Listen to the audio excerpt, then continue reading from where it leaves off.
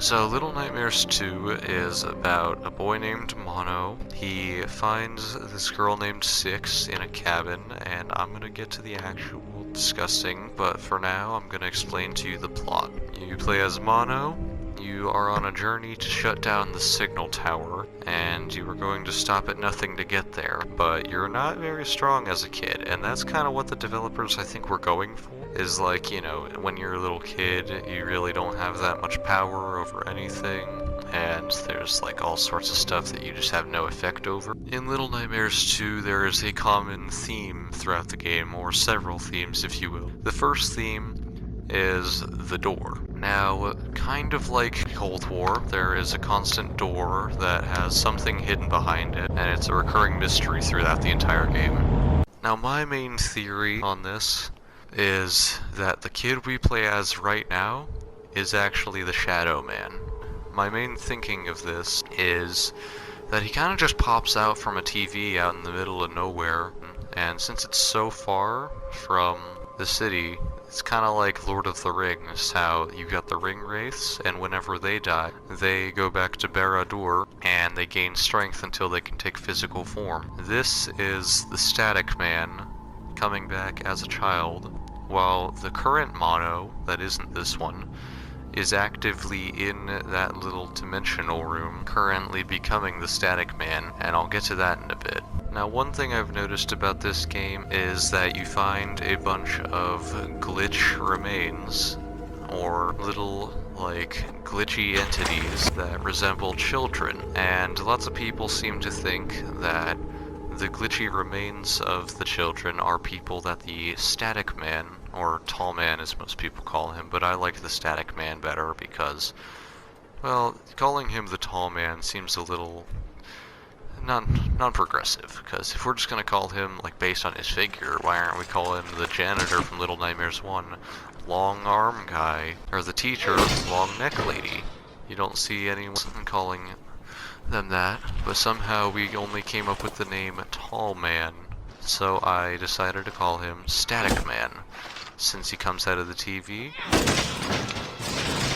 And one thing you notice is that he's always got a little glitchy and staticky aura around him, so I feel like that name is a lot more fitting than some of the others.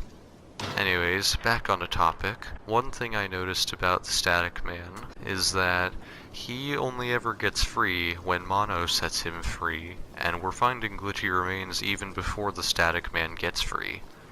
Meaning, I'm decently sure that whenever we find a child that has glitched remains, I think it's because they died, like, just regularly.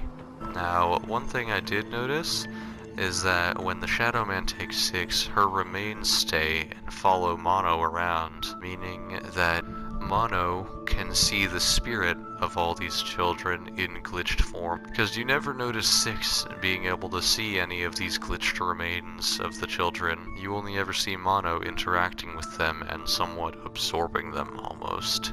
Now you see there, Six had a music box, and us taking the music box away from her seems to keep her normal.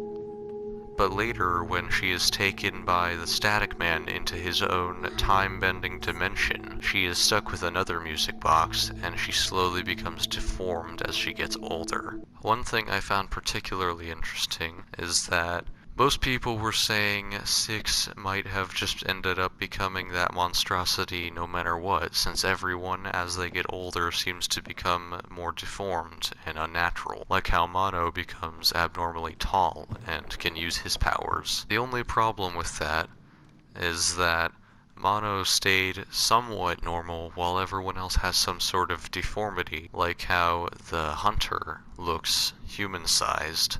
The only thing about him is that he has a bag on his head and has an addiction for taxidermy. Now, Six playing that music box is almost like the signal tower. The signal tower, it's very high up, and it basically corrupts the TV signals all around the cities, causing everyone who watches the TV to slowly become deformed. And we've also got the music box that she had beforehand. Who's to say that the music box doesn't also have some sort of similar effect on Six? Around the Hunter's property, we can find lots of TVs, leading us to believe that he quite possibly may have listened to them Now, while we don't see any deformities, we can definitely see that he has some sort of evil in his heart, as upon seeing us he instantly wants to kill us. Now you'll notice one more thing. He's got a double-barrel shotgun, but he only ever fires it once, except for later in the level, when you're crawling through a rooftop and he shoots twice, meaning that he chooses to hold back that second shot until he absolutely needs to. I think the reason for this is he has some sort of sick, twisted ideas in his mind, and one thing, along with his addiction for taxidermy, is his thrill of the chase. He will just love watching either animals die in his traps, or he will love chasing after his prey for miles and miles before he finally decides to kill them. Now, we never see him actually watching any TV, but one thing we do notice is that he is indeed evil, leading us to believe that he may have in fact watched TV for at least a little bit of time, corrupting his mind. One thing we do notice about Six, whether she's evil now or later, is that she always needs to be reminded to help others. Take for example this. She goes off on her own, and she needs to be reminded to come back for us when we call for her.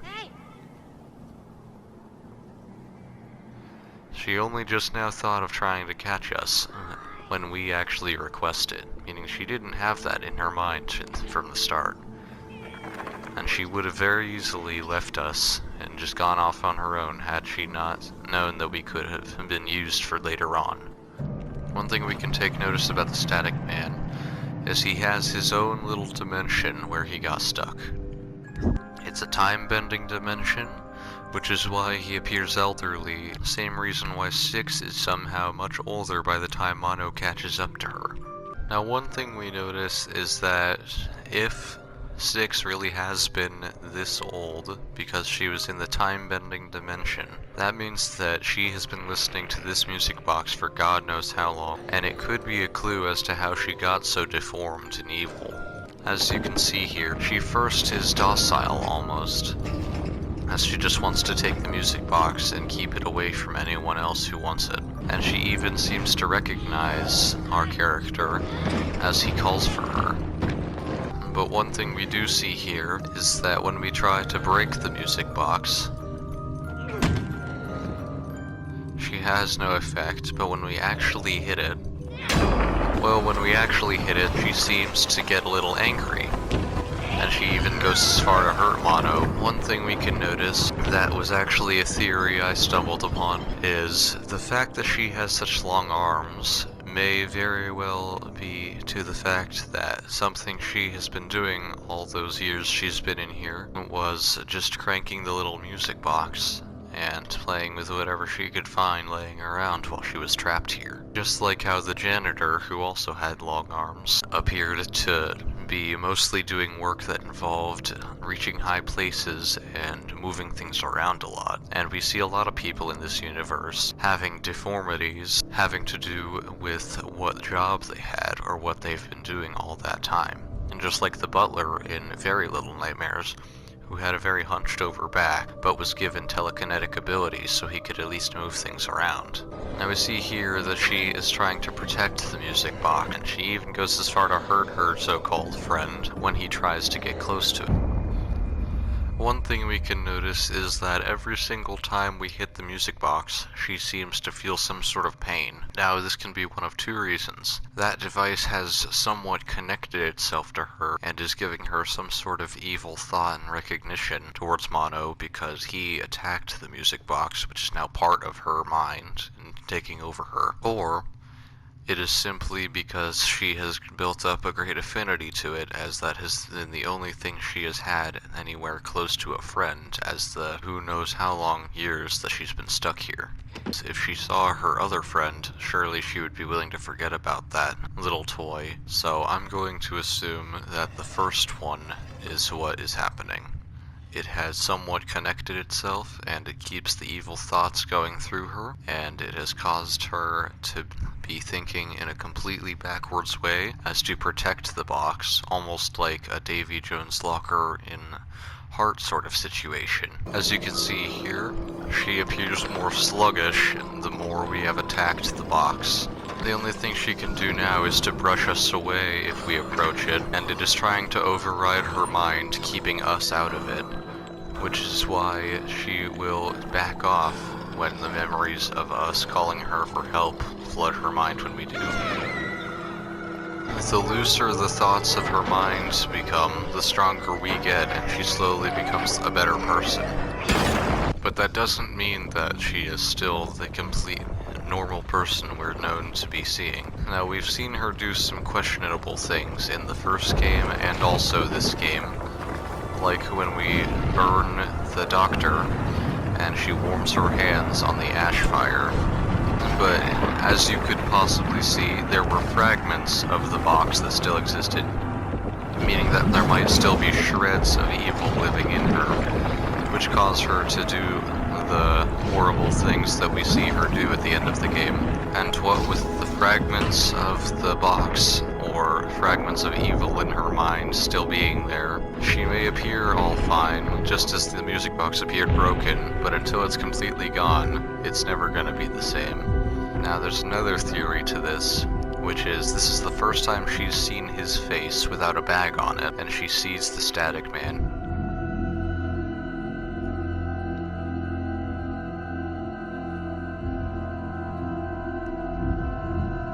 Now let's say you had just been betrayed by your friend after trying to save her from the evil that took her over.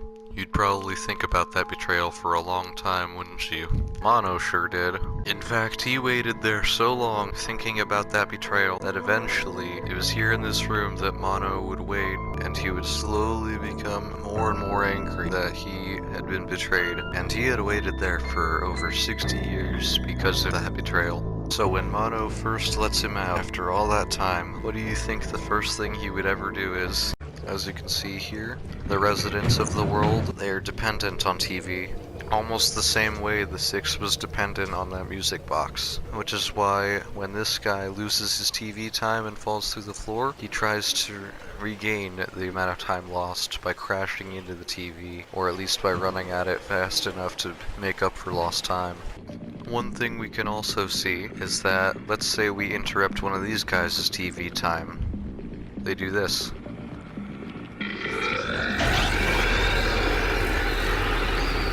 They kill someone if anyone disturbs them, which leads me to believe that Six is indeed evil, as she tries to kill Mono when he destroys her music box, the same way we might destroy their TV or cut off the power. Now, one thing I remember seeing is that when they talked about the game, the backstory was that Six was fading from this world because of the signal tower, which doesn't at all seem to be the case from start to finish of the game.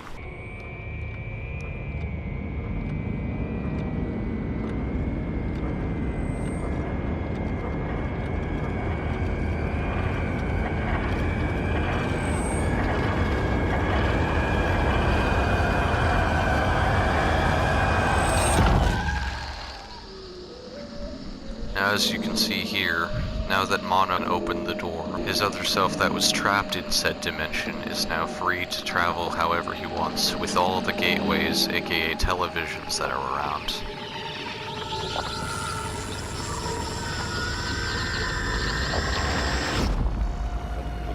And now that he is here, the first thing he does is he goes after us.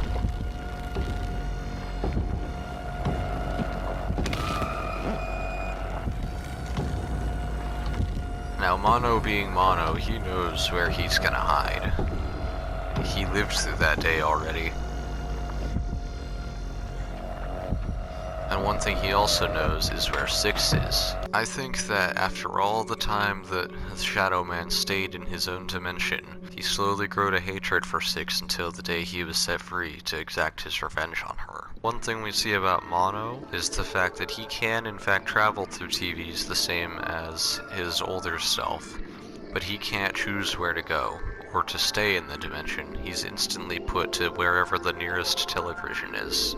Now, I'm not quite sure, but I'm decently sure that whatever the whether it be a TV signal or a music box. It seems like whatever it is, it's always evil, and it has control over these people. Like here, how we see them killing themselves, seemingly just because it might be telling them to. You see how old he looks? There's no way he isn't at least 60, meaning that his little time-bending dimension that he spent, like, realistically a day in, actually was for him 60 years, meaning he is... Oh god, I would be so angry if I got trapped in a place and was just... all I had was a chair to sit in for 60 years? God damn. I think anyone would have just an insane amount of wrath for that.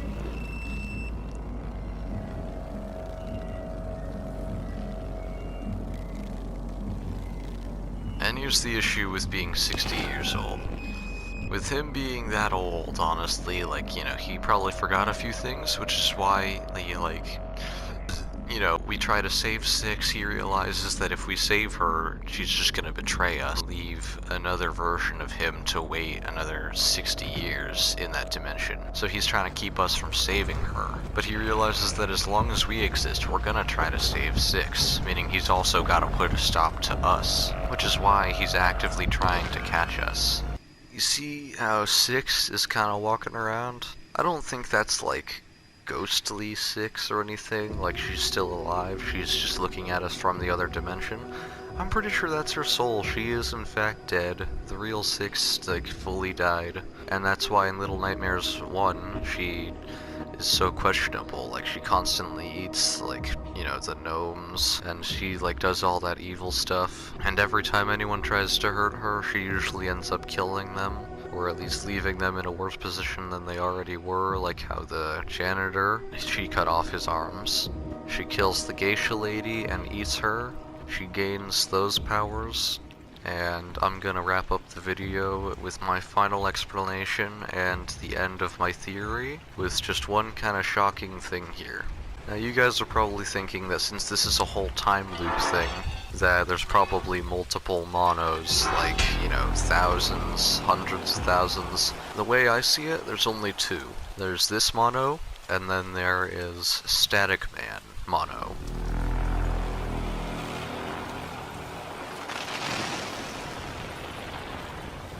Now it's here that if you were wearing the paper bag, that, you know, he would take off the paper bag, and when Six sees his face, that would be the first time she ever saw his face, and possibly recognized him as the Shadow Man.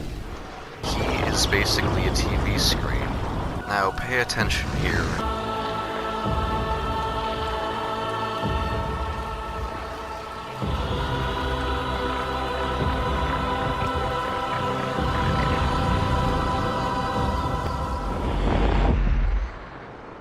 The way I see it is that when the Static Man dies, he is almost reincarnated as a new mono, and he basically returns here.